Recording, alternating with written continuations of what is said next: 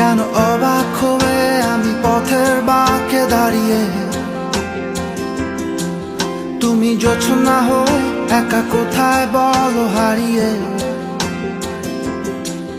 কেন তোমার আমার এত গল্প স্বল্প, আজ হঠাৎ করে কেন হলো সবই অল্প।